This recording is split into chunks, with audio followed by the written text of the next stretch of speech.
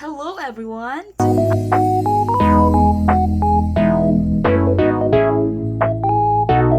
I am Joanna Chacozo, and today we will be discussing the concept of language and linguistic competence as what Noam Chomsky described and other theorists.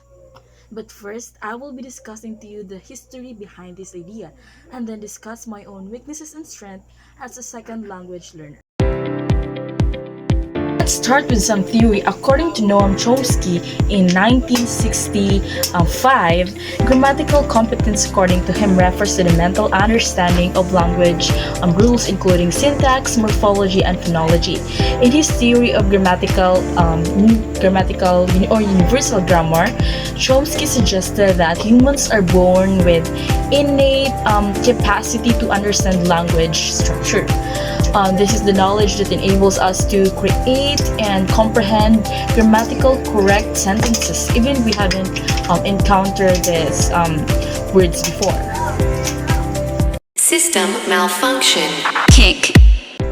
Later, Dale Hames in 1972 emphasized that being competent in a language also means understanding social cues and context, shaping what he called communicative competence. This theory highlights the gap between knowing the rules and knowing how to apply them in real-life situations. Following Hames, Canais, and Swain in 1980 added more dimensions, suggesting that linguistic competence include four areas: grammatical, social, linguistic, discourse, and strategic competence. This means knowing a language isn't just about grammar, it's about understanding how to communicate effectively. So, how do these ideas relate to my own language learning journey? Now, let's talk about my weaknesses and strength in my journey of language learning.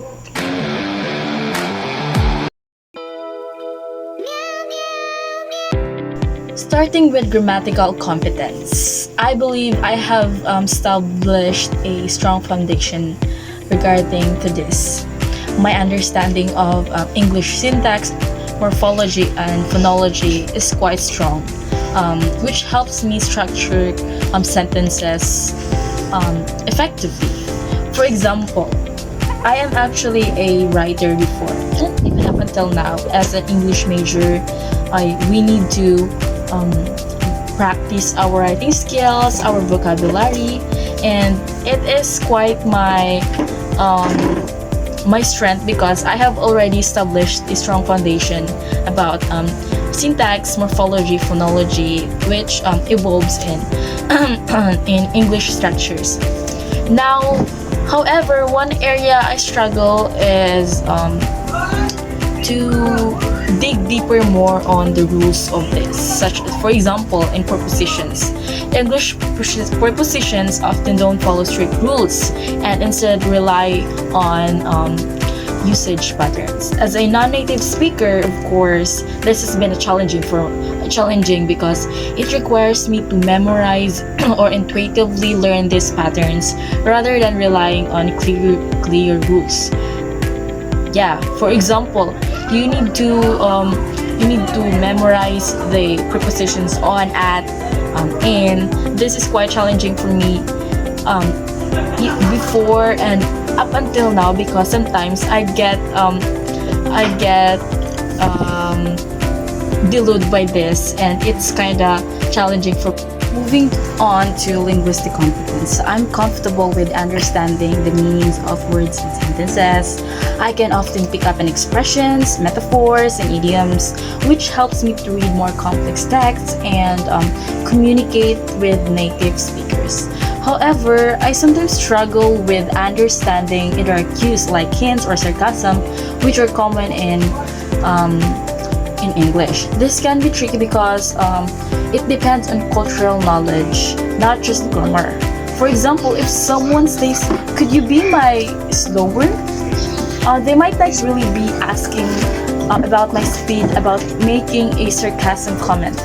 I actually miss the subtle meanings because it can lead to misunderstanding somehow. Now, looking at these strengths and weaknesses, I realized that learning a language is a dynamic process. I'm constantly working on improved areas where I feel less confident, whether it's improving my grasp of a tenses through more exposure or practicing idiomatic expressions in context.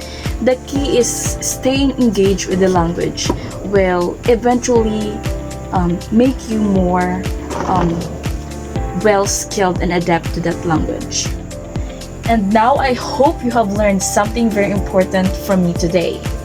And I hope you have learned also from my weaknesses and strengths. And let's keep ourselves indulged more on learning language and developing our language skills for us to help in the near future. Thank you so much for listening and watching, and God bless!